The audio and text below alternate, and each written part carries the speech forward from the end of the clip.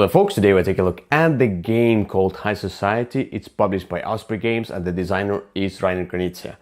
This is a classical bidding game from Knizia where you are showing off by buying the luxury items, but you don't want to get bankrupt. Let's take a look at how the game works. High Society is a simple bidding game where you bid for the cards that give you points at the end of the game. Some cards give you negative points, and some subtract, some add some bonuses to them, and so on. The game is played until the fourth card with the dark background, I'm going to show that in a moment, comes out, then the game ends and then we score our points.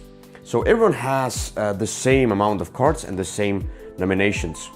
So here are the bidding cards, the money cards. You can see 1, 2, 3, 4, 6, 8, 10. So these aren't like straight one by one. These are the different nominations. And so how the game works. So basically there's a card in the middle that's been drawn from the deck, and then everyone starting with the first player bids on a card. So for example, I can bid 2,000 francs. Then the next player wants to bid as well. He can bid more, he has to bid more, so he can bid 3,000. He can bid 4 already.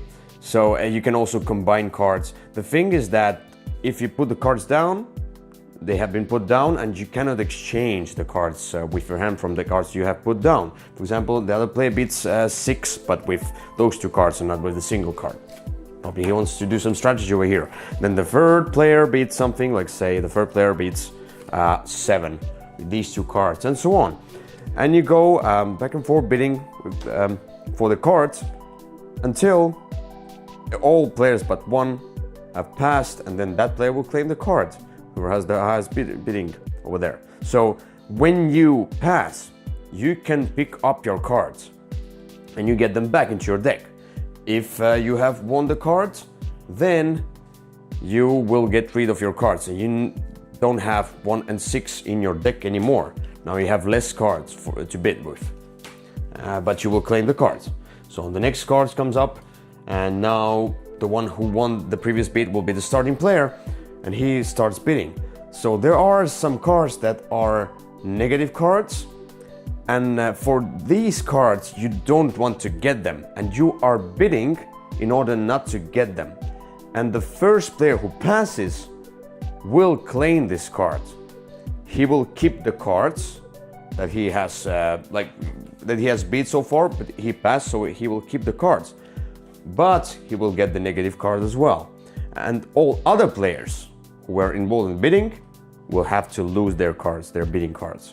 And you go back and forth, and there are different cards. I'm going to show you them, and you play until the 4th green card comes out, the dark background, and then you score the points. And it's really easy. At some points, some cards give you minus points, -5 points. Some cards give you plus points, +3 points, for example. Let's take a look at some other cards as well. So for example, here we have, I don't speak French, but it doubles your points at the end of the game. It gives you 6, 7, so there are 1 to 10 straight points. And some special cards, for example, this is 10. And here we have some of these. Over here you can see the artwork. Scandal, so that means that your points are halved. So basically it's the counter to that kind of. That means that you need to lose one of your point cards. These are the cards that you bid in order to not get them. And everything else is just points, and you can see all the artwork on the side here as well. And that's the whole game. So first of all, we talk about the components and artwork. So it's a very small box, a small card game.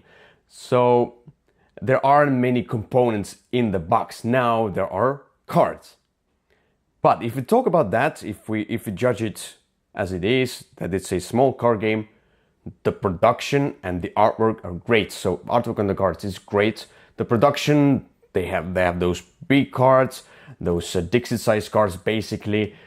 So everything is poking out. The symbology is really good over there, and everything kind of fits in the box well. Then the money cards, the bidding cards are cards and cardboard. So everything is really good. So it's 5 out of 5 for components and artwork. Then we go to the theme. Now, if I talk about the theme in a small card game, it's also really hard to judge at this category, because it is a small, kind of abstractish bidding game, and it's Reiner Knizia, first of all.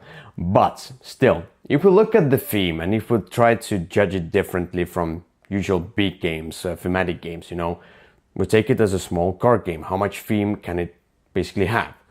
So then you still, I still got the feel, I have this money and I'm bidding, and then I get those luxury items, I'm buying them, so the theme kind of works. And then I don't want to go bankrupt, otherwise they will throw me out of the high society and nobody cares about me. So the player with the least amount of money at the end of the game is thrown out and doesn't get any points.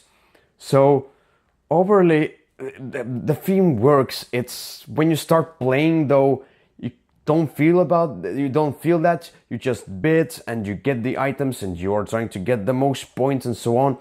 And that's it. But there is the scandal card, the other cards that you don't want to get.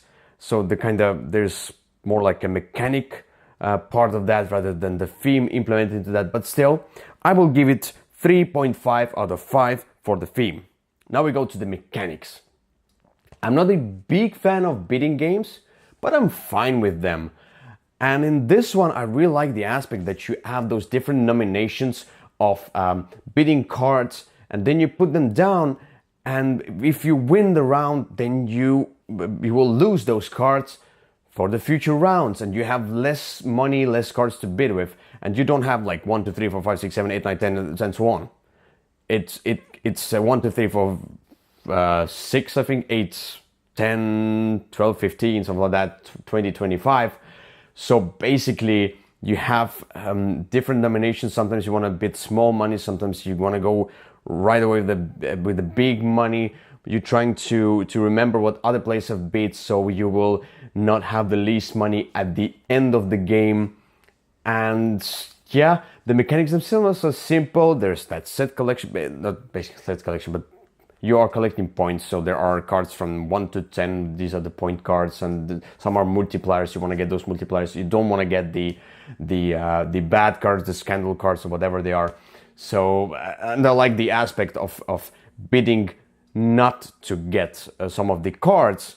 It's kind of a small twist to the bidding, and then whoever is the first who passes will keep his money cards though that he has played, but he will have to grab this negative card as well. So that's really cool. And when you're passing, you get your cards back.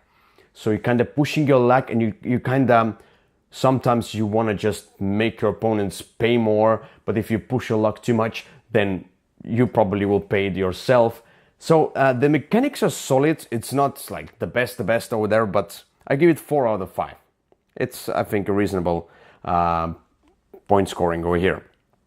Then we go to the replayability, and now it's a small card game. There are only few cards, and though there are some games, for example, the Red 7, for example, which I adore as a small card game. It's my go-to filler game, and I can play it as many times as I want to because, I don't know, it's just so engaging, so easy. I don't think about replayability at all.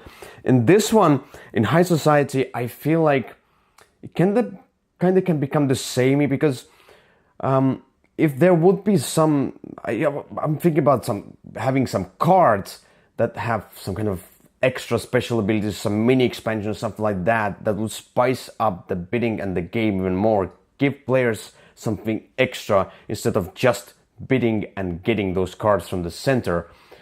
Though it's a simple game, it's a fast game, I feel it can become samey really fast. Maybe it's just me, but yeah. I give it 3 out of 5 in replayability. And the scale, it works fine with 3, and it works fine with the bigger number of players. I don't see any bad things about that. So it scales well. It scales totally well with all kinds of players. The more players, maybe the more chaotic and the more competition you get.